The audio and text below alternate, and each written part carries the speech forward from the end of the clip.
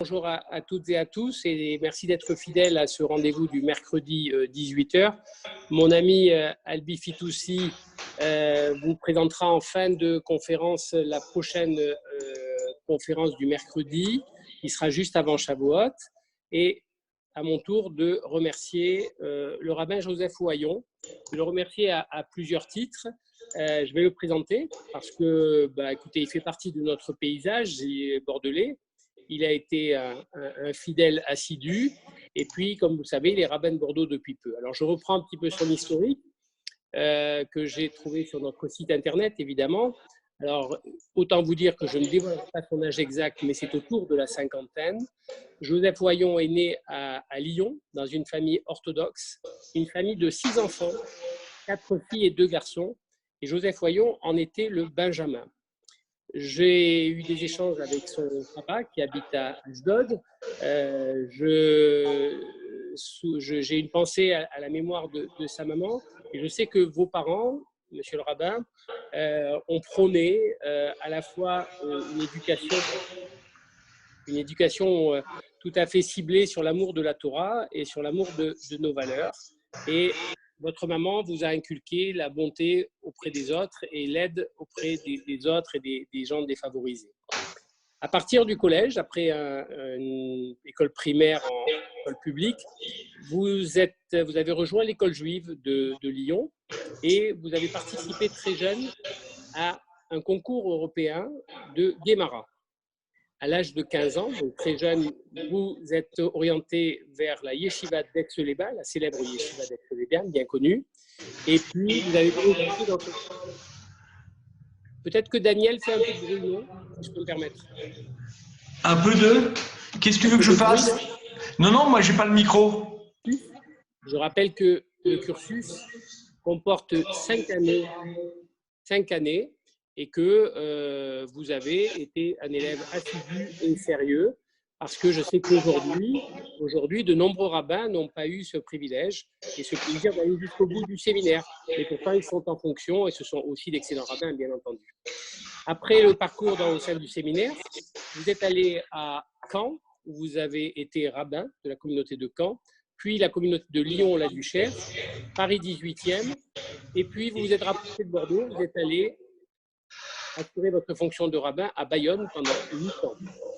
Et au sein de cette communauté, vous avez eu envie, et avec l'accord de son conseil d'administration, de poursuivre, de débuter des études de droit.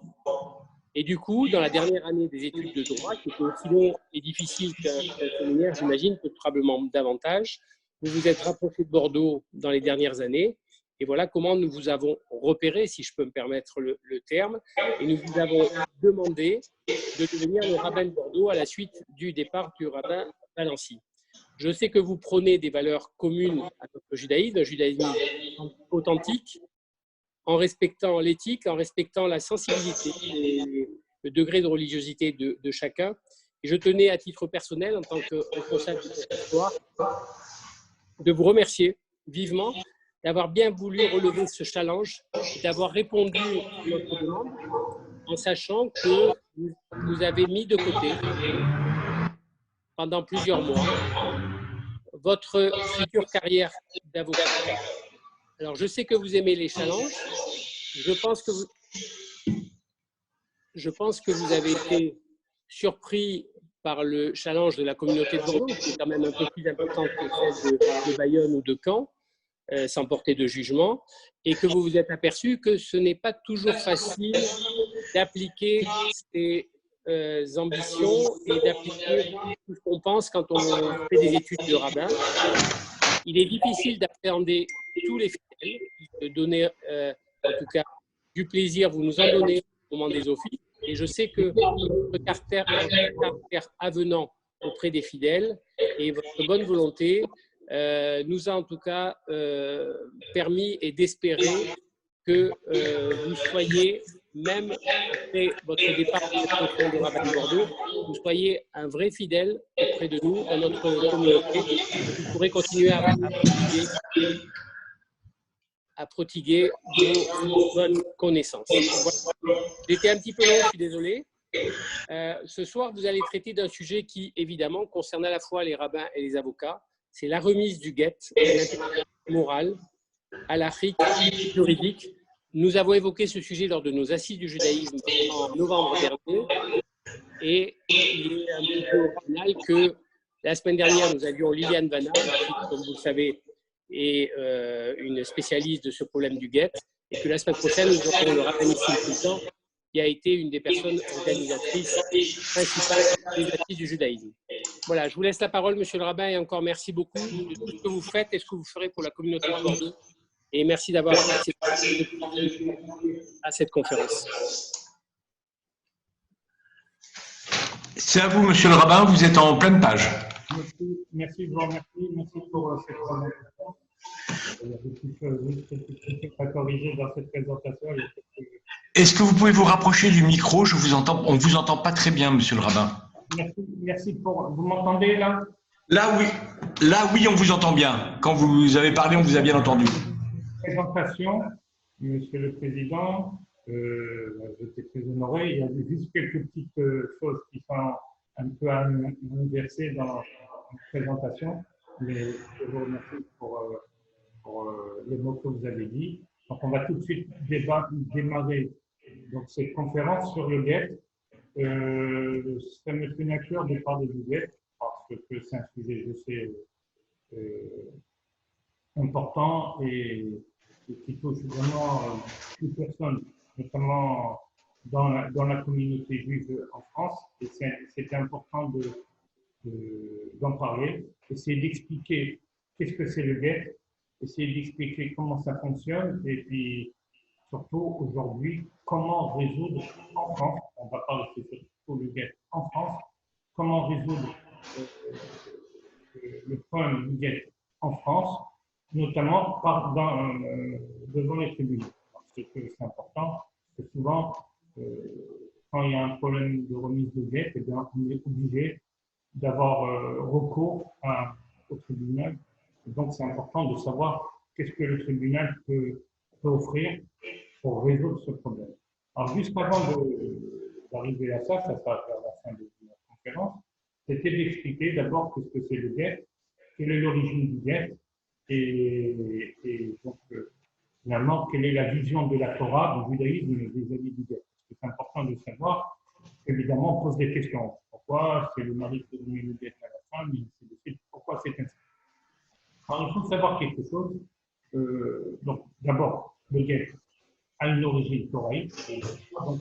C'est dans le Deutéronome, chapitre 24, article 1, qui dit la chose suivante. Si un homme prend une épouse et a consommé le mariage, et il arrive qu'elle ne trouve pas grâce à ses yeux, il lui écrira un acte de lecture, le lui remettra en main propre et la renverra de chez lui.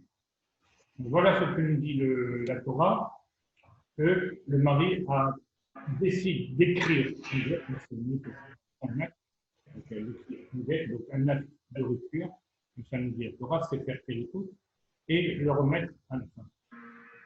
Alors, le terme guet est un terme c'est un terme perse. C'est un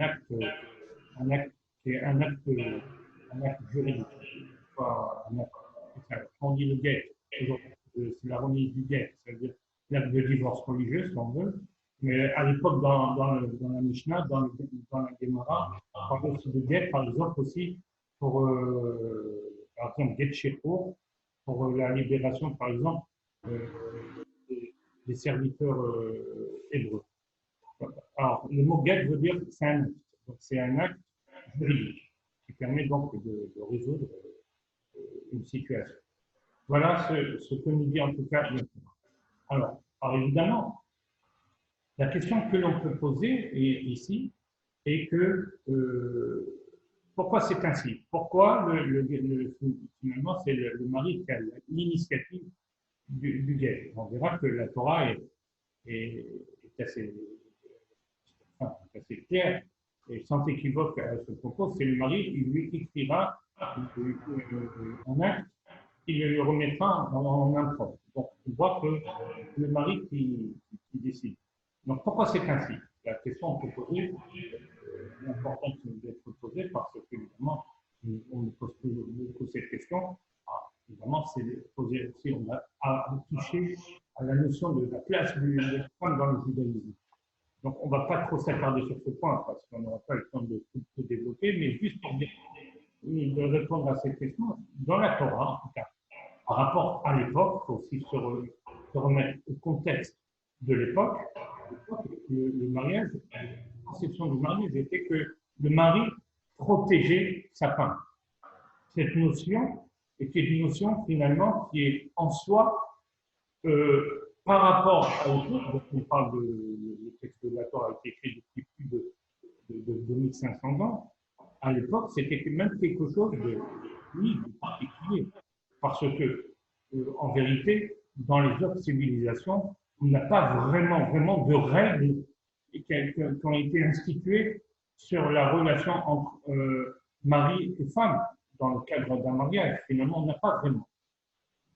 Dans le judaïsme, on a déjà des prémices dès la Torah.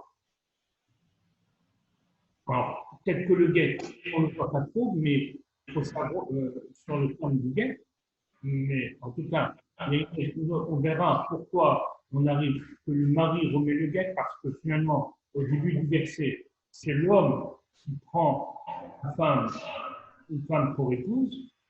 Et donc, on voit que dans d'autres versets aussi, on nous parle que l'homme doit s'engager à protéger la femme. Il prend l'initiative du mariage, avec le consentement de la femme, eh bien, pendant le mariage, il y a des engagements du mari. On voit dans d'autres versets, on parle des engagements, d'ailleurs que par la suite, ça va être écrit dans un acte de mariage, donc on connaît, c'est la ketouba, c'est l'acte de mariage, mais on le voit déjà, les prémices sont déjà inscrits dans la Torah. On parle par exemple, Shira Kesuta Veronata Loïva. Il y a des engagements au niveau personnel du mariage, c'est-à-dire que le mari doit satisfaire sa femme, doit même l'idée même de Ketouba, de l'acte de mariage, est inscrite dans la Torah. Kemoha Rabbekulot. Le mot Moha, ça veut dire la valeur,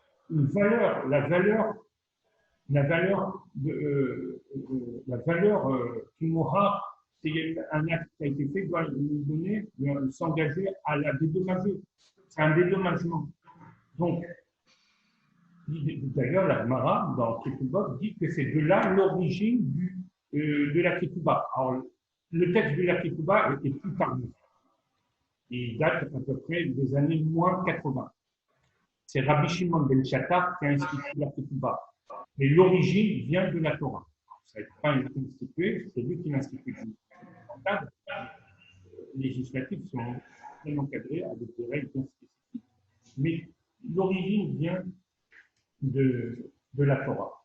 D'ailleurs, c'était Rabbi Shimon ben Shatta, c'était les frères de la reine Salomé Alexandra, Shlom Tzion al-Malka en hébreu, de la dignité des Lashmonéens. Dans les années moins 80. Donc ça, il y a une idée dans la Torah d'une protection. Alors, c'est vrai que dans la Torah aussi, ça peut le dire, et ça c'est quelque chose, pas seulement que dans le judaïsme, mais avec toutes les civilisations, même en France y compris, c'est qu'on considérait que l'homme devait protéger la femme. Mais finalement, toutes les règles, il n'y avait aucune règle. La Torah est vraiment, le judaïsme est le premier à institutionnaliser ces protections, notamment par la culture. Donc l'engagement du mari au moment du mariage et au cas du divorce, un dédommagement. Il y a eu des règles aussi, par exemple, au niveau des relations, au niveau des biens. On le voit dans le Talmud, par exemple, Mirsimenu, ce sont des biens, ce qu'on appelle les biens d'auto. Je ne sais pas si vous avez entendu, la notion de dot. La dot, ça veut dire que ce sont des biens que la femme met au service du couple. ce sont des biens qui lui appartiennent, donc ce qu'on appelle la notion de biens personnels, pas de biens propres. Il y aura pourquoi des biens personnels, mais le mari aura une justice. Mais à un moment donné, il y aura, au moment du divorce, il y a divorce, ces biens retourneront dans les mains de la femme. Donc c'est quelque chose qui n'existait pas.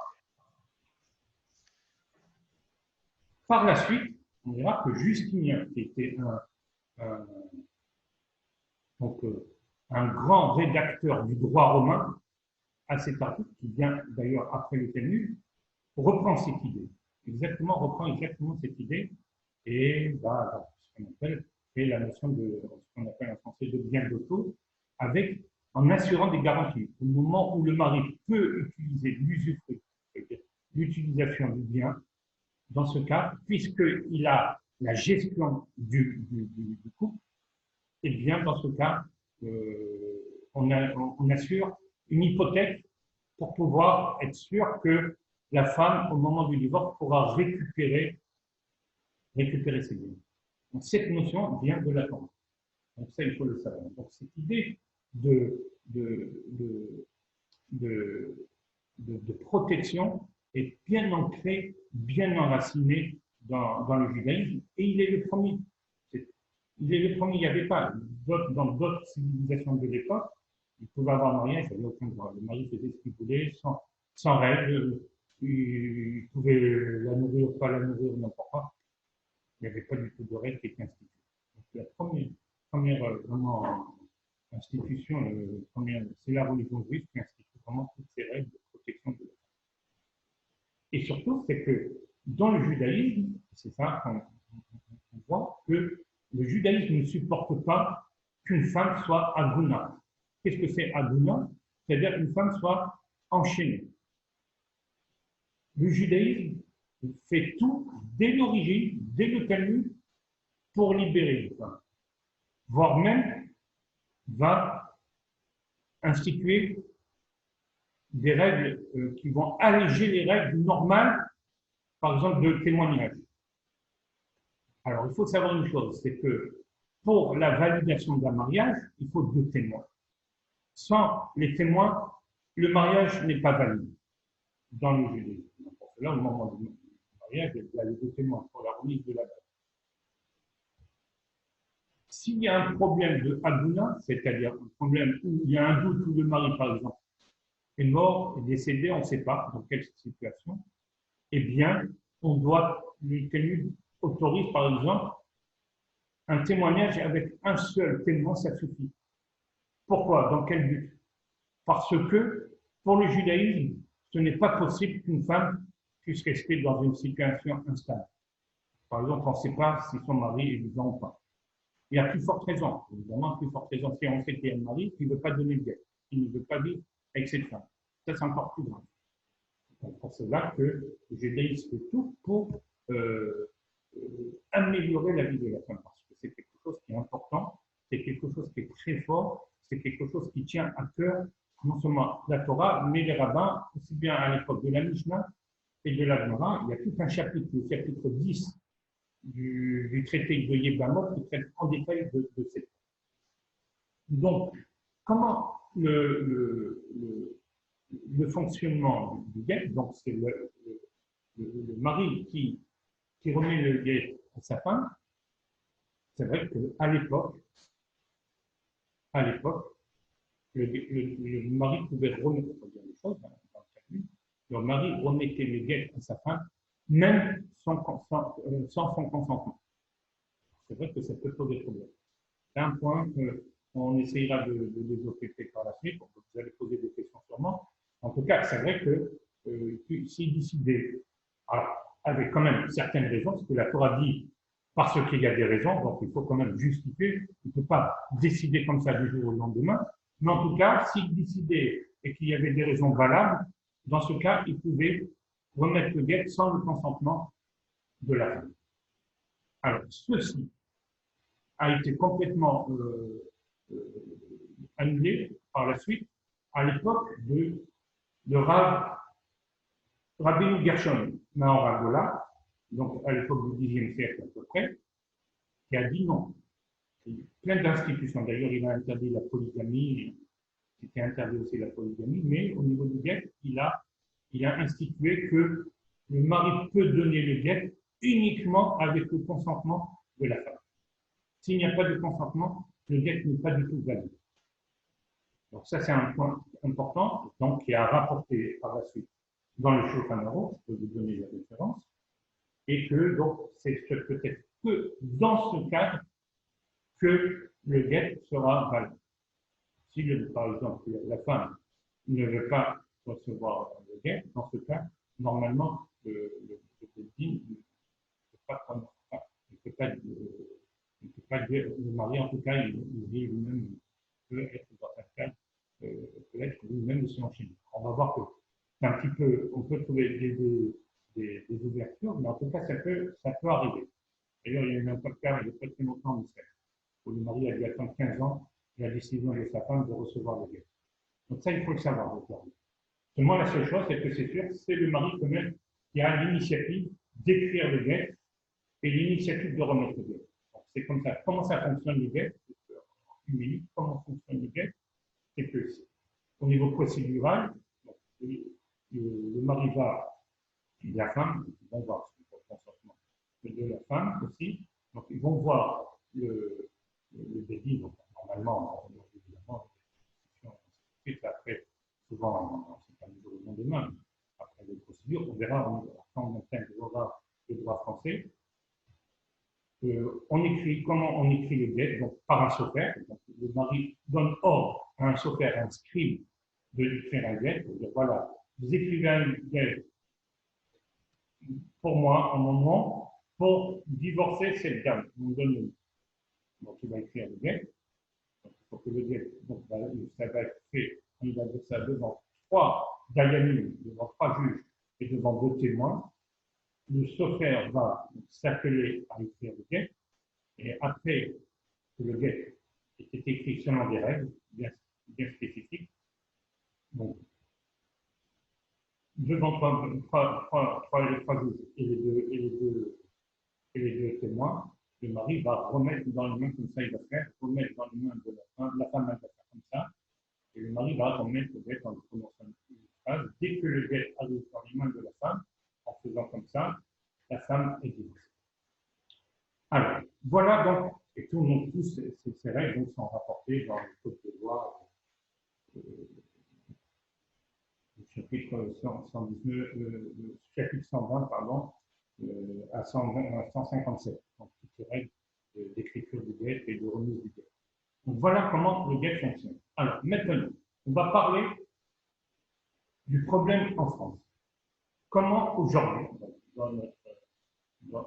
aujourd'hui en France, comment cela fonctionne? Parce que, évidemment, on est dans un état laïque. Il y a aussi un autre principe dans le tenue qui est dina de matricali, c'est-à-dire que la loi de pays est la loi. Donc nous devons respecter, pour cela d'ailleurs, que au niveau du mariage, il ne peut avoir de mariage religieux uniquement après le mariage civil. C'est strictement interdit, par respect, non seulement c'est écrit parce que c'est écrit dans la loi, mais aussi au niveau rabbinique, du fait que c'est écrit dans la loi, nous devons respecter la loi. Donc, il ne peut avoir un mariage religieux uniquement après le mariage civil. D'ailleurs, il y a une infraction pénale qui est inscrite dans l'article 433 et le 21 du Code pénal, qui énonce que tout ministre du culte qui marierait un couple sans auparavant qu'il y ait eu le mariage civil, est passible habituellement, ça dure au moins 2 fois, est passible de 6 mois de prison et 7 500 € d'amende en maximum. Donc ça veut dire que c'est quand même grave. Pourquoi? Parce que il y a un principe que c'est le mariage. C'est quoi le mariage? C'est une institution, mais c'est une institution qui produit des effets de droit. C'est-à-dire que cette institution va engendrer beaucoup de droits, d'engagement mutuel, notamment au niveau personnel. Ce sont les articles 212, 213, 214 du Code civil, Donc, les époux se doivent mutuellement assistance, communauté de vie, ainsi de suite. Toutes les règles sont écrites dans fidélité, assistance et communauté de vie, dans les articles 212 à 215. D'ailleurs, c'est ce que l'officier d'état civil prononce, donc, du fait que le mariage produit des effets de droit et qu'en France, nous sommes dans un état laïque, il faut savoir, article 2 de la Constitution, dans ce cas, le mariage religieux ne peut que venir se greffer au mariage civil, c'est-à-dire qu'il peut venir partir. Parce que c'est l'instant du mariage civil qui va produire des effets de droit, et donc que le mariage religieux ne peut venir que par la suite, pour se rajouter. Donc, si maintenant ça n'a pas été fait, là c'est strictement interdit. Pourquoi? Parce qu'un mariage religieux a quand même une valeur, notamment à l'époque, avant la Révolution française, c'était uniquement le mariage religieux qui était reconnu, pour les chrétiens, et donc ça avait une valeur de sacrement. Et donc, pour cela que c'était difficile de rendre compatible un sans l'autre. Pour cela que les deux doivent être obligatoires, notamment s'il y a un mariage religieux. Si on veut se marier religieusement, obligatoirement, il doit y avoir auparavant un mariage civil. Donc ça, c'est important. Alors, maintenant, abordons le point du guet. Parce que c'est pareil, symétrique. Si ce sont les règles du droit français qui s'appliquent, s'il y a un problème de couple au niveau pécunier, par exemple, hein, c'est normalement les juges qui ont l'autorité. Ça ne peut pas être les rabbins. Les rabbins peuvent jouer un rôle de conciliation. Ils ont une possibilité qu'on appelle une cour d'arbitrage, mais cela se fait uniquement s'il y a le consentement d'être jugé par les rabbins. Ce n'est pas un juge d'être uniquement d'arbitrer, c'est trouver une solution amiable. Mais s'il y a un problème, un conflit, là, ça ne peut être que le juge qui peut décider. Donc, comment cela fonctionne? S'il y a maintenant le divorce, un couple qui sont dans cette société aujourd'hui, on va dire plutôt, on va dire, je ne vais pas dire banal, je ne vais pas dire le mot banal, mais disons, on va dire qui arrive souvent, malheureusement, enfin qui arrive, le moins possible qui arrive, c'est comme ça. Et donc, comment faire dans ce cas? Bien, c'est pareil, la symétrie. Ça va être le droit français qui va régler tous les problèmes du divorce, c'est-à-dire le statut personnel, ça fait de la garde des enfants, ça fait de la prestation compensatoire et surtout la liquidation de régime matrimonial. Monsieur le rabbin, je me permets de vous interrompre pour vous demander de parler un tout petit peu plus fort. On a du mal à vous entendre par moment. Bon, là vous m'entendez? Oui, très bien, là, très bien, je vous remercie. Et pardonnez-moi de vous avoir interrompu. Vous avez raison. Donc, ça va être le juge qui va prononcer tout ceci. Donc, normalement, le divorce religieux, c'est-à-dire la remise du guet, ne peut avoir lieu normalement qu'à peu. Pourquoi? Parce que juridiquement, c'est au moment du prononcé du divorce. Alors, ça dépend quel divorce. Avec plusieurs catégories de divorce, surtout avec la nouveauté du nouveau divorce sans juge, dans le cadre d'un consentement mutuel. On peut même divorcer sans juge. C'est-à-dire c'est le notaire qui va, dans le cas du consentement mutuel, c'est-à-dire que les époux sont d'accord de divorcer et en même temps sur les conséquences du mariage. Donc tout est réglé. Donc, on signe par acte d'avocat, donc deux avocats par acte d'avocat. On signe un protocole et ça va être signé. Donc ça va être homologué par le notaire qui va par la suite voir l'officier d'état civil pour que ce soit retranscrit dans les fichiers d'état civil, notamment l'acte de naissance. Voilà. Mais en tout cas, c'est le droit civil qui régit le divorce, tous les problèmes. Donc c'est pareil. Donc le divorce religieux ne pourra venir que par la suite. Donc maintenant, question. C'est ça la grosse question. Que faire dans le cas où le mari ne veut pas donner? Est-ce que le droit français peut contraindre? Le droit religieux des rabbins, non. On ne peut pas contraindre, parce que ce n'est pas eux qui sont dépositaires de l'autorité publique, ce sont des gens de personnes privées, donc ils ne représentent personne, ils n'ont pas la force. Ce n'est pas eux qui peuvent régler ça. Normalement, ça peut être que le tribunal. Donc, comment faire? S'ils ne veulent pas. Comment ça se passe si le mari. Alors, ça, c'est ça le problème. Alors, en Israël, ce n'est pas un problème. Pourquoi? Parce qu'en Israël, il n'y a pas de séparation de l'Église et de l'État. En vérité, le divorce, le mariage, comme le mariage, est réalisé devant un rabbin. Il n'y a pas de mariage civil. Devant un rabbin pour les juifs et pour la communauté, par exemple, musulmane, c'est devant l'imam. Pour les communautés chrétiennes, c'est devant un prêtre. Donc, pour chaque communauté, c'est pareil. Bon, on va prendre l'exemple, évidemment, des rabbins. C'est la majorité. Ça nous concerne plus donc les rabbins. Donc, dans ce cas, c'est le rabbin qui marie. Automatiquement, le mariage devant un rabbin vaut mariage civil, ça veut dire que ça produit des effets de droit à partir du mariage religieux. Et donc, c'est pareil. Le prononcé du guet va être fait en Israël que par la remise du guet par le mari. Et donc, dans ce cas, si le mari ne veut pas, des récalcitrants, après avoir tout réglé, si on a tout réglé et qu'il ne veut pas, c'est considéré en Israël comme une infraction. Donc, il n'y a pas de maximum en prison.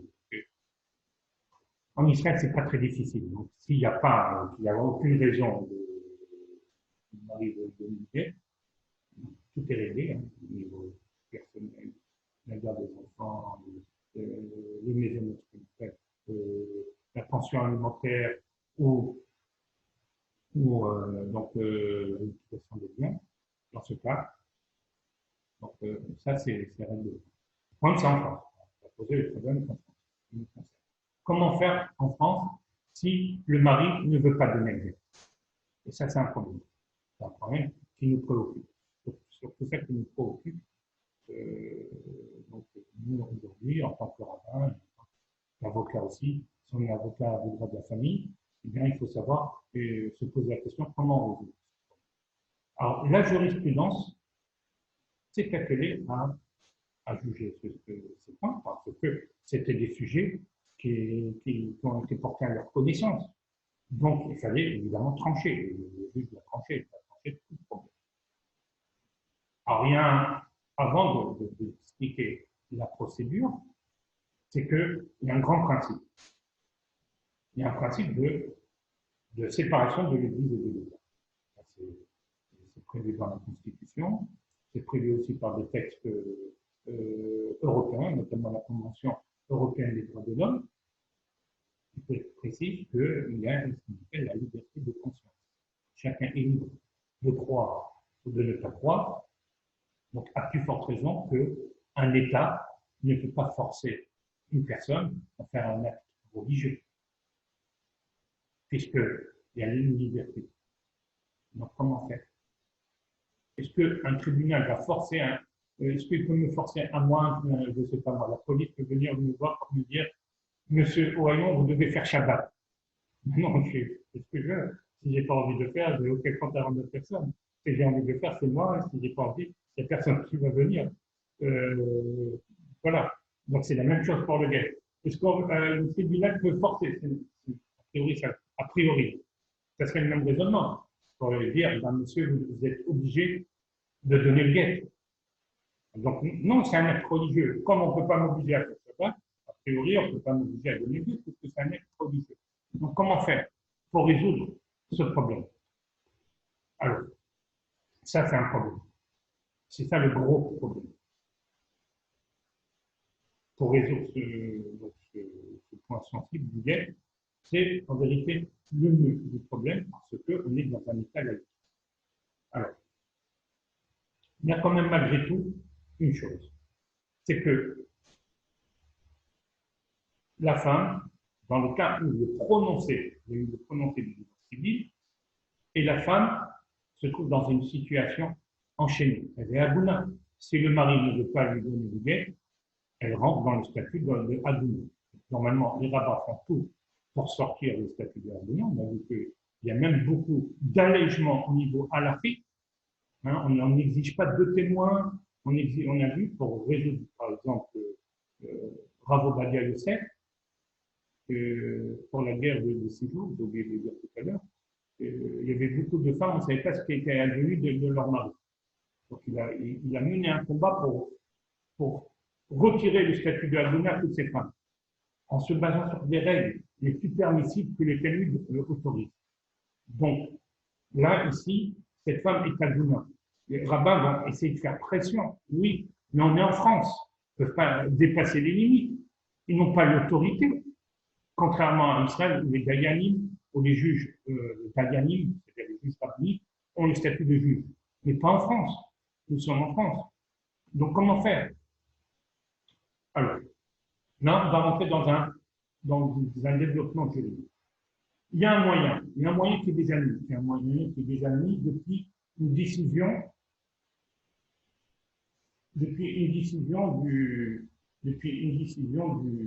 de la Cour de cassation de 1972.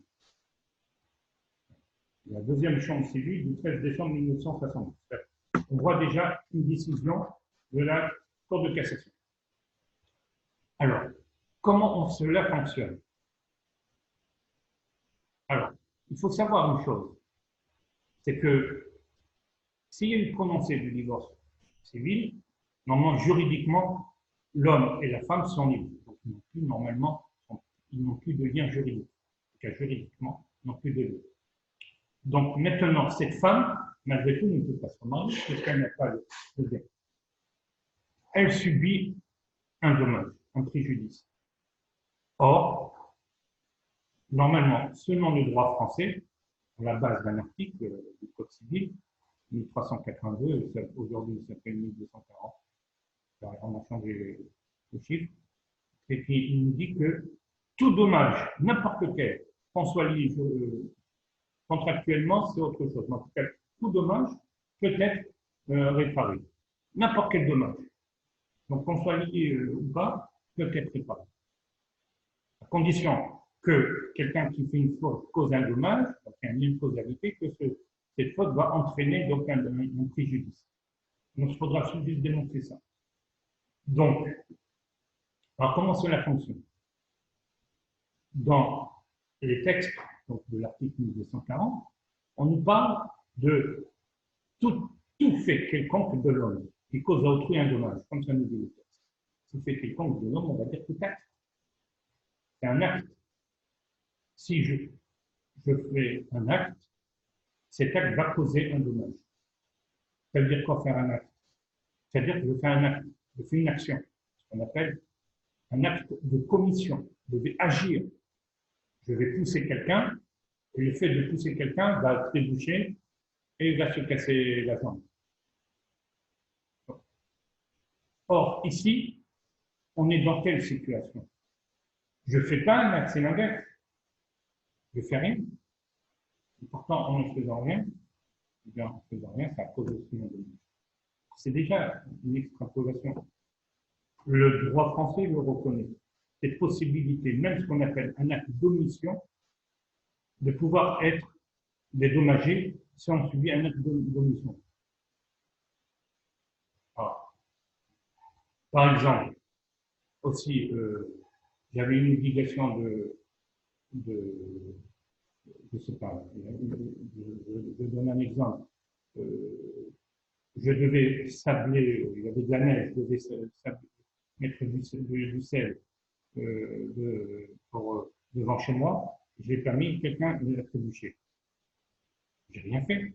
Pourtant, j'ai causé un dommage. Donc, ça s'appelle par un non-acte, on peut donc causer un dommage. Donc ça peut être possible, mais soit c'est, par exemple, en violation d'une règle, soit alors avec une intention de nuire. C'est ce qu'on appelle en termes juridiques aussi un abus de droit. C'est-à-dire que si maintenant je profite de ma situation avec une intention de nuire pour embêter la personne mon prochain, dans n'importe quel cas, eh bien dans ce cas-là, ça peut être tout à fait possible, la personne, si elle subit un préjudice, de demander des dommages et intérêts. Donc, sur ce fondement, qui est un fondement, disons, on va dire, assez fort, eh bien, la Cour de cassation a décidé d'allouer, par exemple, c'est exact, pourquoi je vous parle de ça, c'est exactement le cas du guet. Normalement, entre mari et femme, quand il y a eu prononcé du divorce civil, c'est censé régler tous les problèmes. Donc, pourquoi le mari ne veut pas donner le guet à la femme? Eh bien, on considère qu'il y a une intention de nuire. Alors, dans cet arrêt de 1972, la deuxième chambre civile précisait qu'il fallait quand même démontrer l'intention de nuire. C'est déjà quand même assez difficile. C'est-à-dire que la charge de la preuve incombe à la femme. Il faut qu'elle démontre que son ex-mari a l'intention de ne pas donner une guette pour l'embêter. C'est quand même difficile. Donc c'est problématique. Parce que ce n'est pas évident. On va voir que finalement, le droit français, les juges ont pris conscience de cette situation difficile. Donc ils ont été un peu plus loin. Par un deuxième arrêt de la Chambre civile du 5 juin 1985, qui dit que du fait qu'il y a eu le prononcé du mariage civil, du divorce civil, pardon, et que tout est censé être réglé pendant au moment du prononcé du divorce civil, et que malgré tout le mari ne veut pas donner de guet, donc on présume que le mari a une intention de nuire qu'il ne veut pas donner de guet. Donc là, on inverse la charge de la femme, ce qui est déjà pas mal. Ça sera plus facile à la femme elle n'a rien à démontrer. Son mari, finalement, de démontrer qu'il n'a pas l'intention de nuire, ce qui est déjà pas mal. On va aller encore un peu plus loin. On ne va pas vraiment aller plus loin, mais on va voir. Il y a une autre demande, quelque chose. C'est sur ça qu'on va discuter. Mon propos va surtout sur ça, finalement, en conclusion. Une autre décision qui pose problème,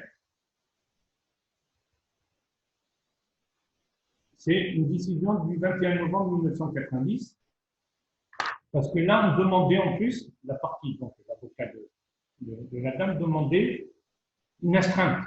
C'est-à-dire que si le mari ne donne pas le guet, chaque jour qui passe, 500 € par jour de retard. 500 €, Là, par contre, le tribunal, la Cour est prête à allouer des dommages et intérêts. Par contre, refuse l'astreinte. Pourquoi? Parce qu'elle emploie que non, ce n'est pas possible. Parce que comme la remise du guet dépend de la liberté de conscience du monsieur, on ne peut pas lui imposer. Donc, dommage intérêt, oui, astreinte, non. Donc là, c'est problématique. On va essayer de développer ce point. Et une dernière, je vous cite encore une dernière jurisprudence qui va quand même aussi encore loin. C'est une jurisprudence alors c'est surtout développé dans un grand article dans une décision de la Cour d'appel de Versailles du 7 février 2012, où il y a le prononcé du divorce civil, mais il n'y a pas eu encore de partage des biens. Il y a eu la liquidation du régime matrimonial, mais il faut savoir que c'est la liquidation en chiffres, comment ça se passe, exactement combien chacun prend dans les biens. Mais finalement, il y avait, au niveau du partage même, il y avait encore un conflit. Donc, ce n'était pas encore réglé. Et donc, le mari disait, bien, moi, je veux bien donner, mais ce n'est pas réglé. Alors, la question était de savoir si finalement, le fait que le problème du partage des biens n'était pas réglé, pouvait entraîner donc la non-remise du guet. Ça veut dire s'il y avait intention de nuire. Et là, le grand figouche, la grande nouveauté, que j'avais dit avant, condition que tout soit réglé. Et là, la nouveauté, c'est qu'on peut allouer des dommages et intérêts, mais même dans ce cas, où il n'y a pas eu de partage de biens. Même quand ce n'est pas tout est réglé, on peut allouer des dommages et intérêts. C'est quand même J'ai encore une évolution dans l'allocation de dommages et intérêts. Mais par contre, sur l'astreinte, pour l'instant, on n'a pas de réponse. Alors, quelle est la situation finalement en résumé?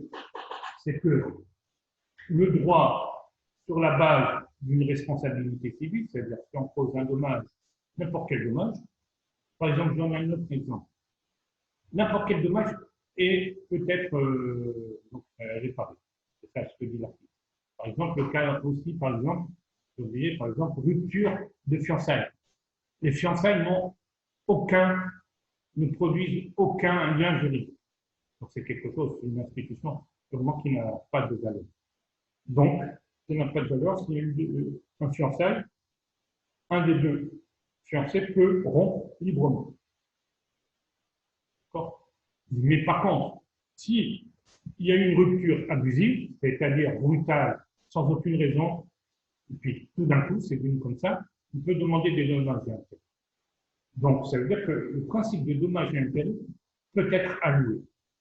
Alors, si on réfléchit sur les dommages et intérêts, c'est ce qu'on appelle sur quelque chose qu'on a souffert dans le passé. Pendant un an que le mari n'a pas donné le guet à sa femme, pendant un an, la femme a souffert, 2 ans, et pendant cette période, on va considérer que cette période de souffrance, puisque la femme n'a pas pris sur le mari, eh bien, elle a le droit à des dommages et intérêts. C'est faire quelque chose sur le passé. Mais est-ce qu'on peut faire quelque chose sur l'avenir? Ben, c'est problématique parce que finalement, on n'a pas de solution. Ça veut dire que la seule aurait été l'astreinte. Donc, c'est une peine civile. Donc, ça n'existe pas le terme de peine en vérité, c'est une amende civile. Le terme peine est réservé au droit pénal. C'est une amende civile. Mais pour l'instant, le droit ne veut pas. Les juges ne veulent pas. Pourquoi? Parce que ça voudrait dire que ça viendrait à contraindre un mari à faire un acte religieux. Or, ce n'est pas possible. Nous sommes dans un état laïque. C'est ça tout le problème. Alors, malgré tout, pour l'instant, dans l'état actuel du droit, ce qui est déjà pas mal, parce que si le mari en convoque tous les 2 ans pour payer, par exemple, dans une affaire de cour d'appel de Versailles, c'était quand même 8 000 €. Quand même pas mal. Donc, si quand même tous les 2 ans, le mari est convoqué, je pense qu'à la fin, il va quand même se décider. Mais théoriquement, il y a des cas aussi, c'est pas que théorique. Il dit, le mari, ça le renforce encore plus dans son refus. Il devient encore plus récalcitrant. Il dit non, ben, je ne vais pas donner. On m'embête comme ça. Et bien alors, ok, je paye, je suis prêt à payer les dommages et intérêts, mais jamais je lui donnerai. Si elle me dit encore plus, elle me convoque au tribunal, eh bien plus je ne lui donnerai pas le guet. Ça arrive, il y a des cas. Donc comment faire? Comment faire? Alors j'ai dit l'astreinte.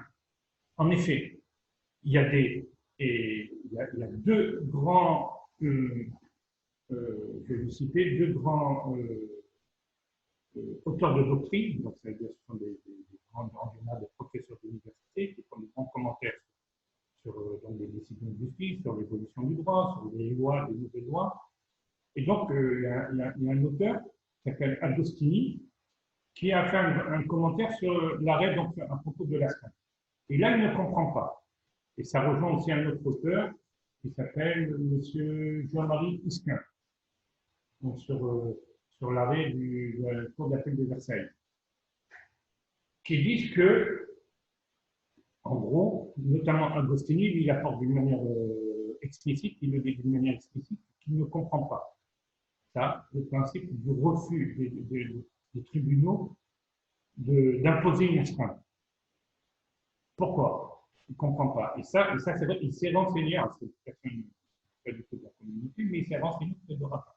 Il a fait une étude assez approfondie sur le guet, et donc évidemment, il a pris conseil auprès de Rabat. Et il a mis la chose suivante. Et c'est ça tout le point. Si on arrive à faire sauter ce verrou, on peut, c'est ce que j'ai dit à des personnes, parce que je voulais m'occuper de dossiers, enfin, dans le futur peut-être, mais c'est peut-être ça, sur ce point, qu'on va peut-être arriver à une nouveauté. Moi, je pense, là pour l'instant, à l'état actuel du droit, non, mais je pense, ça c'est mon avis personnel, je pense qu'on peut travailler dans ce domaine, c'est ce que dit à peu près M. Agostini, notamment. dans son commentaire. Qu'est-ce qu'il dit? Il dit que, ce qui est tout à fait logique, il dit que, en vérité, le choix, la liberté de conscience, elle a commencé à partir de quand? La liberté de conscience. Quand on se marie civilement, on n'est pas obligé de se marier religieusement. Ça, c'est chacun est libre. Soit on se marie religieusement, soit on ne se marie pas. Civilement, si on veut se marier, on est obligé de se marier à la mairie. Mais par contre, on peut se marier à la mairie sans se marier en français. On n'est pas obligé de se marier religieusement. Maintenant qu'un couple de religion juive se sont mariés religieusement, là maintenant, finalement, ils se sont engagés, même juridiquement, à résoudre tous les problèmes. Puisque finalement, ce choix ne correspond pas au moment de la remise du guet. Il correspond au moment, on a fait des analyses assez profondes peut-être, c'est pas que je vous garde pas, c'est au moment finalement du mariage. Donc automatiquement, tu as accepté de te marier religieusement, eh bien tu dois accepter toutes les conséquences. Il y a des conséquences juridiques qu'il faudra de toutes les façons régler. Parce qu'il faut éclaircir une situation. Cette situation entraîne un désagrément assez profond à la femme qui peut avoir des conséquences juridiques. Et donc, si on introduit une astreinte, c'est normal. Là, on ne va pas dire que c'est un point religieux. Finalement, la remise du guet, comme je l'ai dit tout à l'heure, j'ai voulu comparer, j'ai fait exprès de vouloir comparer à Shabbat. Non. Non, c'est pas la même chose. Un juge, c'est sûr, il ne peut pas venir me dire si je dois faire un juge ou un policier, il ne peut pas venir me voir pour me demander si je dois faire Shabbat ou pas. Ça, c'est sûr. Mais par contre, il peut me demander de donner le guet. Pourquoi? Et ce n'est pas un acte religieux, c'est un acte d'éclaircissement, de rupture d'une situation. Et cette situation, ce n'est pas parce qu'elle est religieuse maintenant, tu l'acceptais avant. Tu l'acceptais avant en te mariant religieusement, il faut accepter toutes les conséquences. Et les conséquences, ça ne devient plus vraiment une conséquence religieuse, mais c'est une conséquence juridique. Même des rabbins mettent ça. Donc il a pris conseil auprès des rabbins. Donc il dit ça. Et c'est à peu près ce que dit aussi M. Isquin. Il dit exactement pareil. Que finalement, le principe de laïcité n'entend pas faire interdiction aux juges d'apprécier la valeur et la portée des engagements religieux pris par les individus. Si les engagements religieux ont des conséquences juridiques, mais il faut les réduire. Monsieur le rabbin, pardonnez-moi de vous interrompre, mais le temps court, je suis le gendarme, je suis désolé, je suis le gendarme du temps. Il est 19h, est-ce que vous pourriez éventuellement, enfin ce serait bien, conclure dans les 5 minutes pour qu'on laisse du temps pour les questions-réponses s'il y en a. Donc, c'est peut-être une possibilité. C'est-à-dire, parce qu'il n'y en aura pas d'autres. J'avais discuté, par exemple, le jour des assises, on avait parlé de ce problème. Ça n'a pas été vraiment publié, enfin, on n'a pas parlé de ça en public le soir. En tout cas, dans notre groupe, on en avait parlé. Par contre, pénalement, on ne peut pas sortir une incrimination, une infraction, donc d'obliger le mari à donner le guet, ça, c'est pas possible. Pénalement, ça, c'est pas possible. Parce que là, ça sera allé très loin. Là, il y aura vraiment un problème. C'est sûr que ce sera invalidé par le Conseil constitutionnel. Ça ne peut pas être possible. Par contre, ce qui est possible, ça serait une astreinte. Donc, c'est une ouverture. Et là, l'astreinte, c'est différent. Parce que le mari, s'il donne pas chaque jour de retard, c'est 500 €, 1000 €, c'est par jour de retard. Là, peut-être pour dommage intérêt, il va dire, ouais, je suis d'accord. Je suis prêt à ne pas lui donner le guet. Par contre, c'est 1000 € par jour. Non, ça, c'est sûr que là, il sera vraiment obligé. Là, tu donnes le guet, chaque jour de retard, tu payes. Donc, c'est le forfait presque. Donc là, c'est peut-être possible. Alors, il faut faire attention aussi, il ne faut pas trop le forcer parce que, selon les règles, on ne peut pas forcer aussi le mari à donner le guet. Là, ça rentre sur un point halachique, parce qu'un guet forcé, sans force le mari, sans qu'il soit vraiment consentant, peut poser aussi problème. Donc, le pousser, le menacer, oui, mais le forcer, non. Donc, c'est peut-être une possibilité, espérons que les juges vont comprendre cette subtilité, mais cette subtilité, elle n'est pas seulement une subtilité de circonstance, mais elle est vraiment une subtilité qui est tout à fait logique, parce que, en vérité, la remise du guet n'est pas maintenant, au moment de la remise, un problème religieux, mais c'est un problème plutôt juridique. Parce qu'il faut véritablement éclaircir la situation de la femme en la libérant. Voilà. J'ai fini. C'est bon? Qu'est-ce qu'on fait là maintenant? Il y a des questions? Je vais remettre les micros à tout le monde. Je vais demander aux participants d'essayer d'être disciplinés et de ne pas parler l'un sur l'autre pour que vous compreniez bien les questions, que vous puissiez faire les réponses adéquates. Donc, je lance maintenant jusqu'à 19h30, on va aller jusqu'à 30. Je lance une session de questions-réponses. À 19h30, enfin à 25, je passerai la parole à Albi qui clôturera et qui présentera la prochaine réunion. Je vais donc maintenant mettre les micros à tout le monde.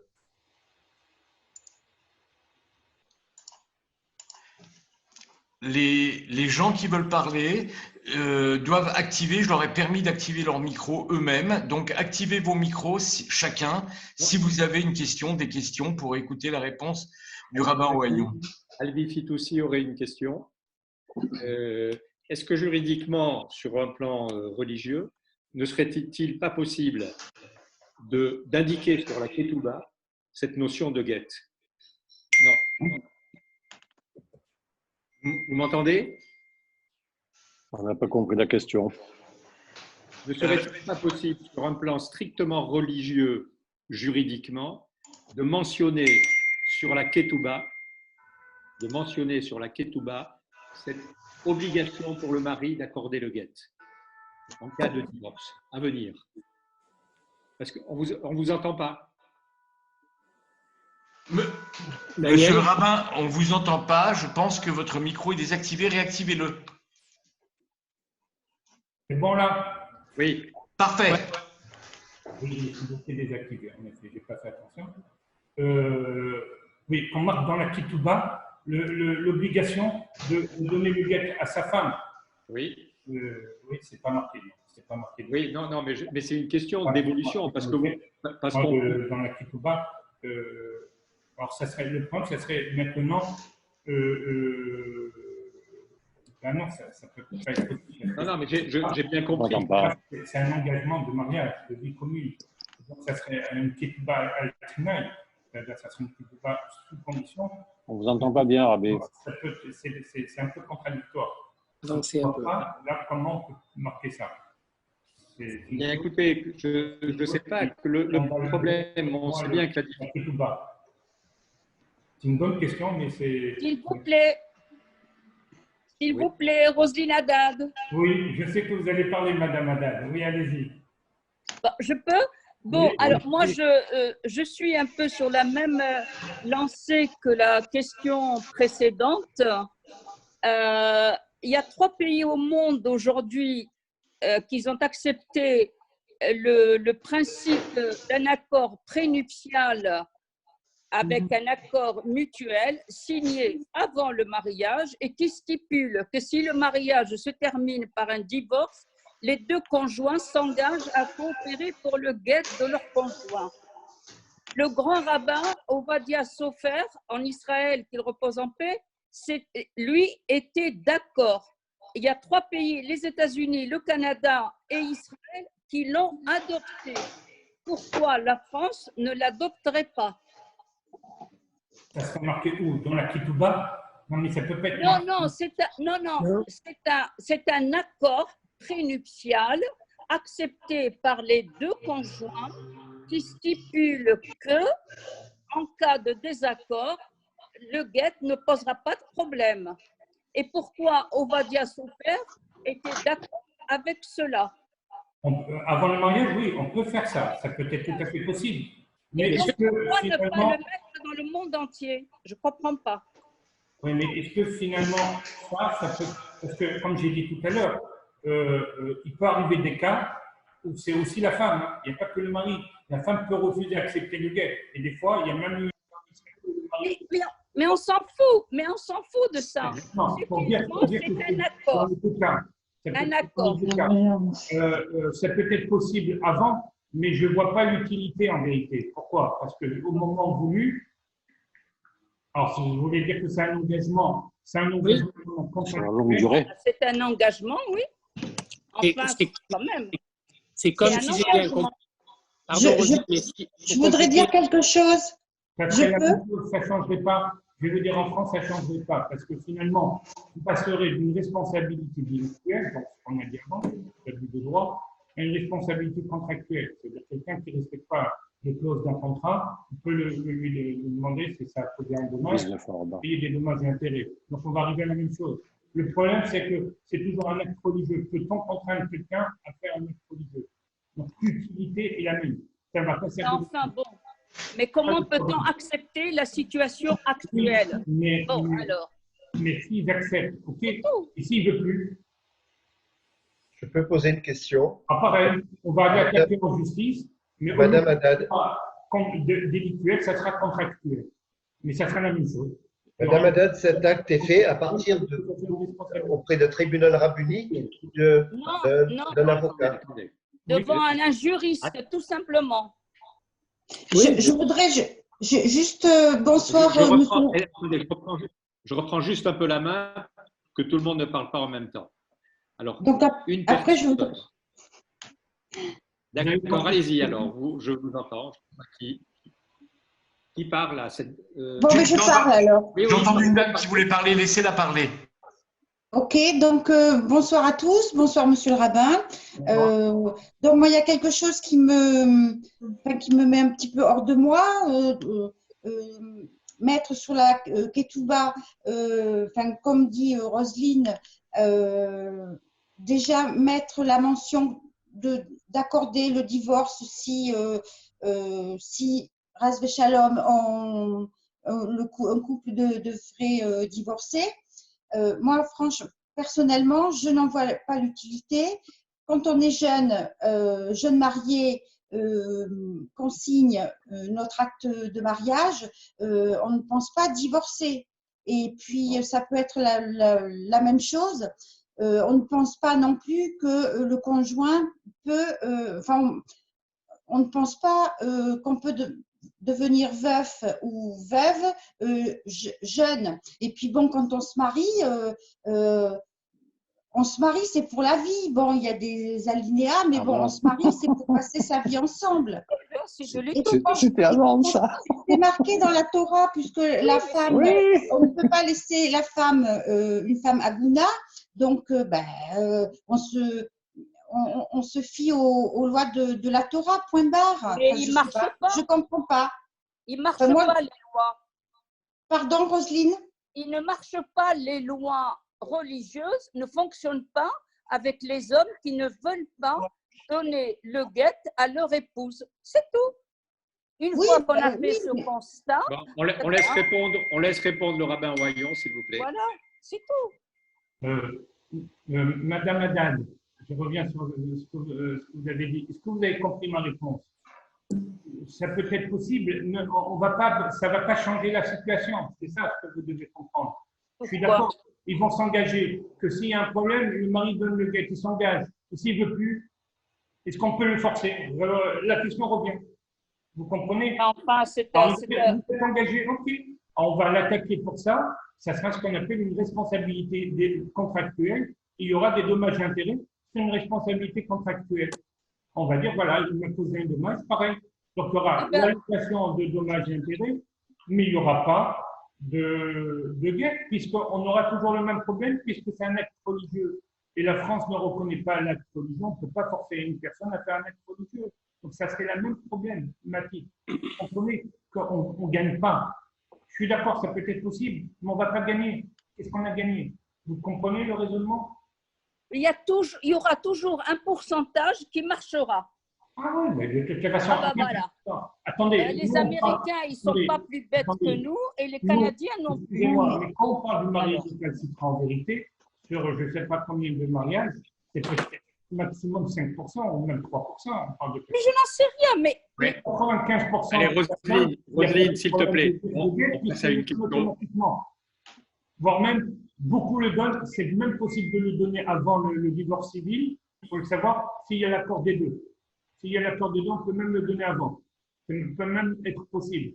Et ça, c'est la grande majorité des personnes.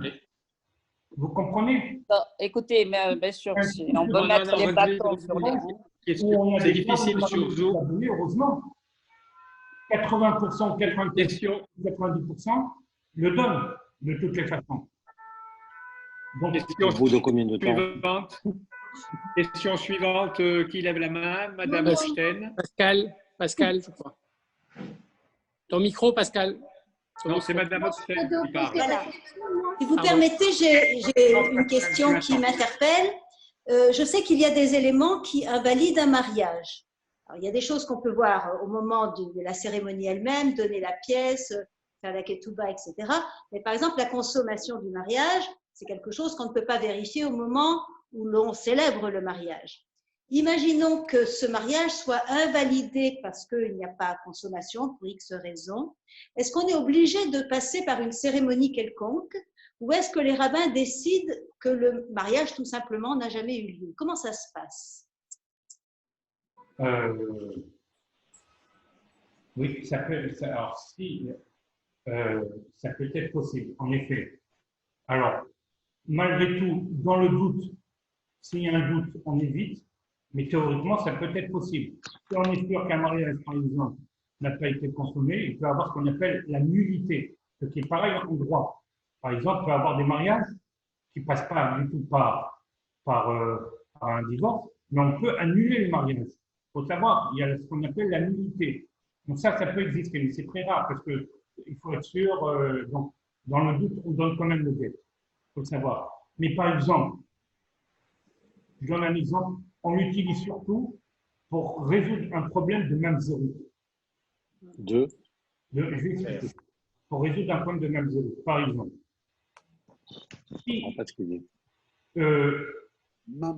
Vous pouvez expliquer, monsieur le rabbin, ce que veut dire mamzer? Oui, je vais expliquer. Ah ben dis donc, il vaut mieux pas l'expliquer. Non, Roselyne, s'il vous plaît, si par exemple, une femme a une relation adultérique, bien, elle a été avec un autre homme alors qu'elle était liée, elle était dans le lien du mariage. L'enfant qui naît de cette union est normalement mamzer. Ça veut dire qu'il est ce qu'on appelle adulte. Il est, comment traduire en français, j'aime pas le mot. Bâtard. Oui, j'aime pas ce mot. Bon, d'accord. Surtout, c'est que ce sont les conséquences de la mamzerout, c'est que l'Oyavo Kalachem, il ne peut pas se remarier. Il ne peut pas se marier, il ne peut contracter aucun mariage. Il ne peut pas se marier il est juif, mais il ne peut pas se marier ni avec une non-juif, il peut, juif, et il ne peut pas se marier, il peut pas se marier aussi avec aussi quelqu'un, un juif.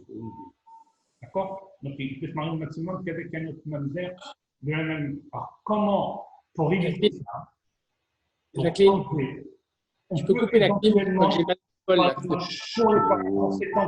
Pardon. On peut, par exemple, c'est ce qui se passe, dans ce cas, on va l'utiliser, la nullité du mariage. On peut éventuellement, par exemple, regarder si le mariage a été validé selon les règles Kedat Moshe Israël, notamment au niveau, par exemple, au niveau des Edim. Il faut savoir que qu'est-ce qui fait commencer le mariage, vraiment, où la femme devient Ishéti, c'est-à-dire elle devient femme d'un homme, c'est la remise de la bague. Quand le mari dit Areat Mikou d'Ishéti au moment du mariage, à ce moment-là, il y a la halut, c'est-à-dire qu'à ce moment-là commence le début donc, de l'Ishéti.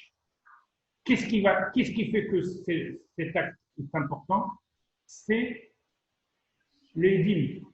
Les édim, les témoins auriculaires qui ont vu ça, qui ont validé, qui ont dit voilà, l'anneau a plus que Shavet Kouta et nous sommes là pour valider cette remise. C'est ce qui fait que le mariage devient mariage. Donc, qu'est-ce qu'on fait? On va vérifier les édim. par exemple, on va être sûr que les édim étaient des édim des témoins cachers. Si, par exemple, on va essayer de trouver une faille, si, par exemple, les témoins n'étaient pas cachers, alors rétroactivement, on va annuler le mariage. Mais pourquoi ça? Pour ôter le statut de mamzerout sur l'enfant. Ça, on va l'utiliser.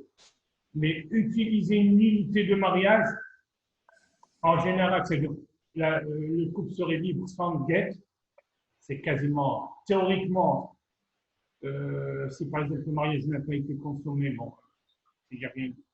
Mais encore, non, normalement, non, c'est pas possible.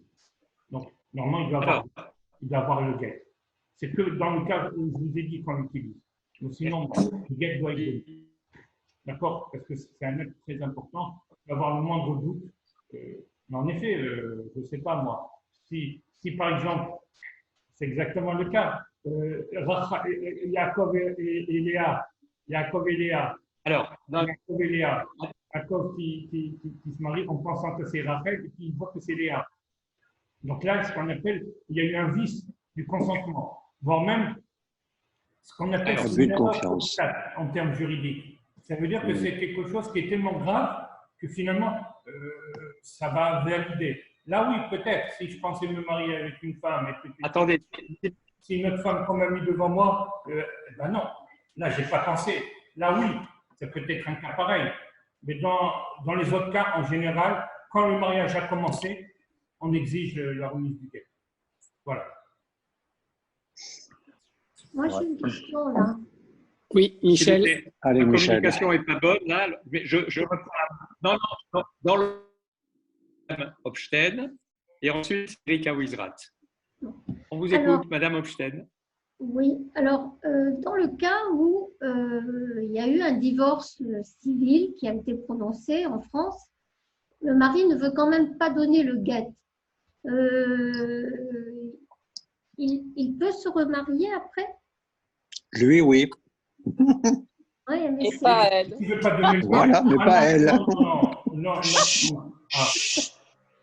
Alors, le problème, c'est que normalement, non. Normalement, c'est simple.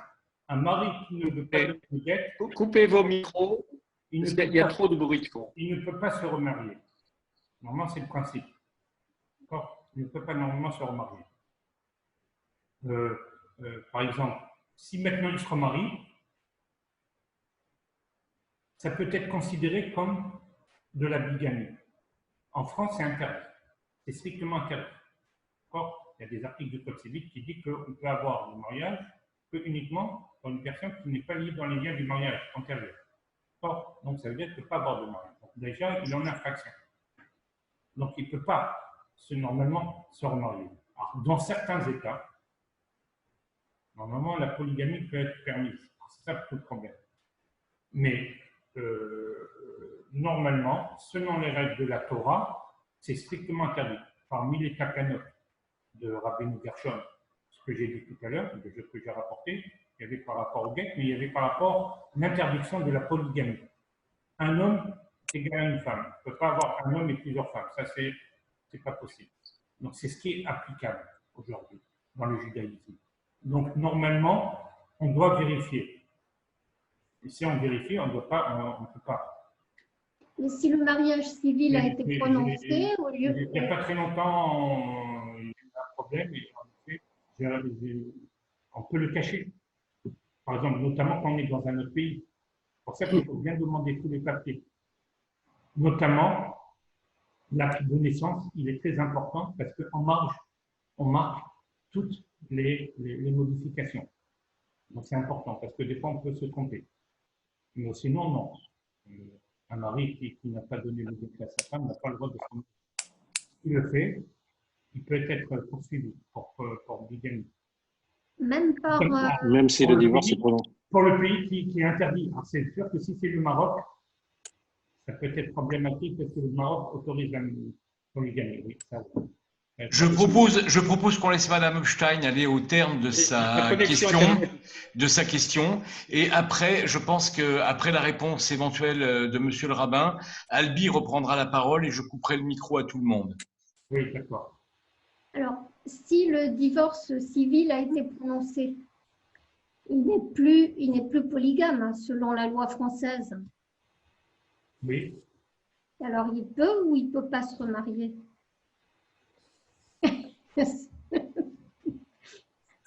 A priori, civilement, il doit pouvoir, mais pas religieusement. Oui, non, mais si quelqu'un, par exemple, a divorcé civilement et il veut se remarier, ben non. Non, parce que alors, si c'est en France, on va le savoir. Si maintenant il le cache, c'est tout le problème. Il ne peut pas, non, il ne pourra pas. Il ne pourra pas. Là, voilà, là aussi, la loi religieuse va produire des effets. Et même au niveau français, du droit français, qu'est-ce qu'on va pouvoir poursuivre pour dire il n'a pas, si c'est en France, s'il a divorcé en France, civilement, qu'il se remarie en France, ça ne va pas être possible. Ailleurs, s'il le cache, oui, ça peut être possible ailleurs. Oui, mais un homme peut avoir des relations avec une femme, tandis qu'une femme ne peut avoir aucune relation avec un autre homme. Et que le rabbin n'a pas bien vérifié son travail, on peut le casser. Alors là, c'est grave. Parce que là, par contre, c'est chétif. Là, c'est une Torah. Là, c'est très, très grave. Par contre. Le mariage est de toute façon pas valable du tout. J'aimerais, si Albi me permet. Un homme qui s'il vous marie, eh ben, c'est vrai que le mariage reste valable. Par contre, l'inverse, non. C'est ça la différence. Il n'a pas le mariage. Albi, si tu permets, c'est Eric. Est-ce que tu me permets? Oui. Oui. Alors, vas-y, Eric, parce que moi, ma connexion Internet est très mauvaise. D'accord. Si vous permettez, hein, sans faire perdre trop de temps, merci beaucoup, monsieur le rabbin, pour toutes ces notions juridiques importantes avec des articles. Et c'est vrai que ce que vous avez dit était passionnant. Moi, je me centre sur les conséquences communautaires, parce que j'ai toujours entendu dire qu'il y avait deux actions possibles. On en a parlé au moment des assises, je crois, avec Maître Elie Korchia. Il y avait l'action qu'on pouvait faire sur le plan juridique, vous l'avez dit, les astreintes. Je reprends l'idée de l'avenant avant mariage qu'a évoqué Rosine Haddad. Moi, je pense que c'est très bien, s'il y a une astreinte. Et vous l'avez dit, il y a quand même aussi des limites. Et puis, je voudrais dire aussi que sur le plan communautaire, on disait qu'il fallait mettre au banc des fidèles, mais je ne savais pas si ça avait été appliqué. Et comme je sais que le rabbin Sultan est encore avec nous quelques minutes, est-ce que vous permettez, monsieur le rabbin Wayon, de lui demander juste son expérience qu'il a vécue, à la fois sur le plan communautaire, mais également sur le plan juridique, parce qu'il a mixé les deux. Et vous avez vécu, comme on dit, le match en direct. Nous, on a eu la chance, heureusement, de ne pas avoir eu de soucis comme ça à Bordeaux. Et encore que récemment, pour Kippour, je me suis trouvé devant un dilemme à l'occasion d'une montée au Sefer Torah d'une personne. Et j'ai été interpellé par des fidèles, mais je n'étais pas au courant du problème religieux sous-jacent. Voilà. Mais si vous permettez, monsieur le rabbin Wayon, de donner la parole juste quelques minutes, et évidemment, nous vous rendons le micro tout de suite après. Bonsoir, monsieur le rabbin. Bonsoir, mesdames, messieurs. Monsieur le président. Vous m'entendez bien? Parce que je suis sur deux terminaux. Oui, très bien. Parfaitement. Merci.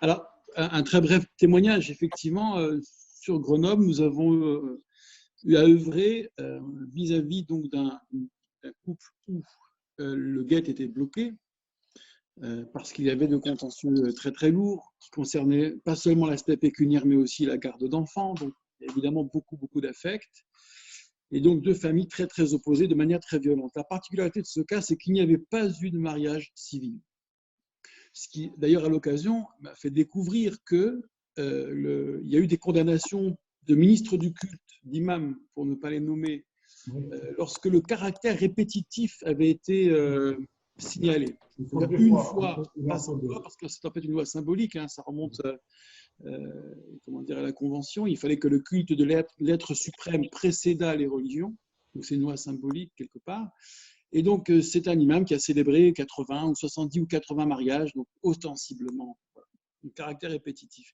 Donc on n'avait aucun levier, c'était ça le souci, c'est que ça pouvait durer extrêmement longtemps, puisque en l'absence de mariage civil, qui est en fait une très bonne protection, et c'est pourquoi il faut beaucoup insister auprès des couples, pas seulement pour éviter au rabbin la prison, c'est ce que je dis avec humour quand je monte les dossiers de mariage, mais aussi parce que pour une part, ça les protège. Et pour reprendre les remarques qui ont été dites, que je trouve très pertinentes, les questions qui ont été posées, il n'y a pas de solution idéale ou intégrale, mais il y a un faisceau de solutions qui peut couvrir 95-99% des cas Il y aura toujours des cas où on ne trouvera pas de solution.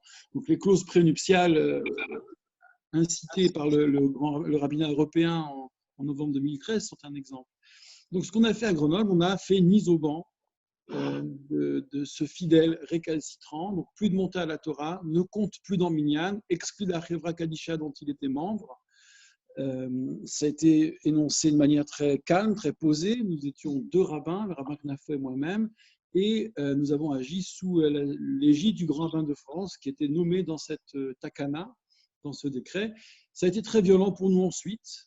Mon collègue en a fait les frais. Nous nous sommes retrouvés au commissariat un beau matin, car il y avait une plainte contre nous de la part du mari récalcitrant pour la publication de cet acte qui a été évacué par le procureur dans l'après-midi d'ailleurs. Mais ça fait tout drôle de se trouver 2 rabbins à déposer donc, au commissariat à 9 h du matin. C'est une ambiance. Et je ne parle pas des menaces physiques, menaces sur les enfants, menaces de mort, menaces de coups et blessures, etc. Et les pressions diverses et variées à tous les échelons, puisque c'est assez, assez cocasse comme situation ou assez inédit. Mais ça a marché. En à peu près moins d'1 an, la situation était tellement compliquée. Il y a également la Théouda qu'on n'a pas donnée parce que le monsieur avait une petite société de boulangerie. Donc pas de Théouda. Il y a des fidèles qui jouent le jeu, d'autres qui ne jouent pas le jeu. La grande surprise, et qui m'a beaucoup interpellé, comme quoi le problème n'est pas que juridique, c'est que les opinions étaient très partagées. Tout le monde n'était pas du côté de l'épouse qui se retrouvait vraiment recluse, mais y compris chez les femmes, c'était vraiment 50-50. Des retours que j'ai eus qui me disaient « mais enfin, ce pauvre homme, vous vous rendez compte, vous excluez un juif de la synagogue ». Donc, c'est souvent avancé comme solution idéale le shaming, etc., la mise à l'index. En réalité, l'opinion juive française est très, très partagée. Ça veut dire qu'il y a un vrai travail d'éducation. Il faut oser le mot, par ailleurs, pour préparer les esprits à ce problème posé à notre génération. Ce n'est pas la question de savoir si la Torah est à la mode ou pas. Ce n'est pas ça le débat. C'est la question de savoir si nous sommes assez imaginatifs et assez courageux pour trouver des solutions pour que des femmes ne souffrent pas dans leur chair et ne voient pas leur vie bousillée, parce qu'il n'y a pas d'autre mot. Voilà le témoignage grenoblois, document à l'appui, je tiens à votre disposition, et ceci a fonctionné de manière assez exceptionnelle, mais mon collègue et moi-même en avons beaucoup souffert, il faut que vous le sachiez. Bien. Un mot pour conclure, monsieur le rabbin Oyon, et après je conclus. Oui, il peut y avoir éventuellement des niveau communautaire, mais ce n'est pas quand même aussi évident de faire ça au niveau communautaire parce qu'on marche un peu sur des œufs. On peut éventuellement prendre des décisions, mais il faut faire attention parce que les décisions communautaires, moi je parle encore en juridique, la communauté n'a pas le pouvoir de prendre des décisions. Que l'État et la loi et éventuellement la police peuvent prendre des décisions. C'est peut-être possible, mais il ne faut pas dépasser les limites. Exclure quelqu'un, ce n'est pas évident. Ce n'est pas évident de le faire. Normalement, oui, ça prend des moyens de pression, parce que c'est sûr, la femme doit être libérée, mais il faut faire attention. Je vais me permettre de vous couper encore une fois. Oui. Je vais passer la parole à Albi parce que la salle s'arrête automatiquement dans 3 minutes. D'accord. Bon, écoutez, merci monsieur le rabbin pour cette intervention. Le débat est loin d'être clos, bien loin. Je vous annonce donc nos prochains rendez-vous. Mercredi prochain, nous allons recevoir le rabbin Nissim Sultan. Ce sera la veille de Shavuot, donc il nous entretiendra de Shavuot 5780, de la révélation au traçage numérique. La semaine suivante, et peut-être pour clore ces rencontres du mercredi, car nous devrions avoir, je l'espère, un déconfinement plus que partiel, nous recevrons Galit Bitan, que nous avons connu il y a une dizaine d'années à Bordeaux, et qui travaillait pour le centre Yavneh et que tout le monde appréciait ici, et s'occupe de pédagogie en Israël, et nous fera une conférence dont le titre est « Pédagogie ancienne, nouveau monde, : conversation autour de la pédagogie juive ». Voilà, j'entends beaucoup de bruit par ailleurs. Bon, j'espère que vous m'avez entendu. Merci encore. À mercredi prochain, je l'espère. Au revoir. Au revoir.